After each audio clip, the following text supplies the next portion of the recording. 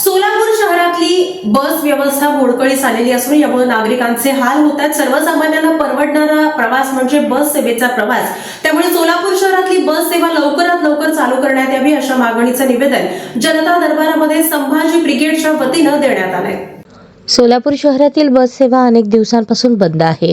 महापालिकेच्या तोडक्या बस सेवेमुळे नागरिकांचे मोठे हाल होत आहेत।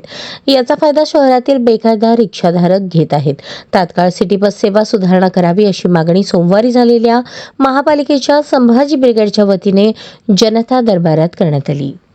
महापालिका अतिरिक्त आयुक्त वीणा पवार यांच्या उपस्थितीत महापालिकेचा जनता दरबार पार पडला। या दरबारात अनेक नागरिकांनी तक्रारींचा पाढा वाचला। जनता दरबारात संभाजी ब्रिगेडच्या वतीने सोलापूर शहरातील सिटी बस सेवा सुरू करण्याचे साकडे घालण्यात आले। अनेक वर्षांपासून शहरात बऱ्याच ठिकाणी सिटी बसेस बंद आहेत। सोलापूर हे यंत्रमाग कामगारांचे शहर आहे। आपल्या शहरात मोठ्या MIDC आहेत, त्यामुळे मोठ्या प्रमाणात या शहरात रोजंदारीने काम करणारे मजूर राहतात। कामावर जाण्यासाठी सिटी बस सेवा सोयीची आहे, मात्र सिटी बस सेवा बंद असल्याने रिक्षाने प्रवास करावा लागतो।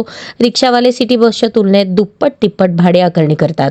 प्रवासाच्या सोयीसाठी शहरातील सिटी बस सेवा सुरू करण्याची मागणी जनता दरबारात करण्यात आली। यावेळी संभाजी भोसले, शिरीष जगदाळे, मिनल दास, ॲडव्होकेट गणेश कदम, जयश्री जाधव, मनीषा कोळी, संजीवनी सलवत्ते, सुनीता घंटे, शेखर भोसले, संतोष सुरवसे, सिद्धाराम चावळे, सतीश वावरे, सुनंदा सूर्यवंशी, सुनीता कारंडे आदी पदाधिकारी उपस्थित होते।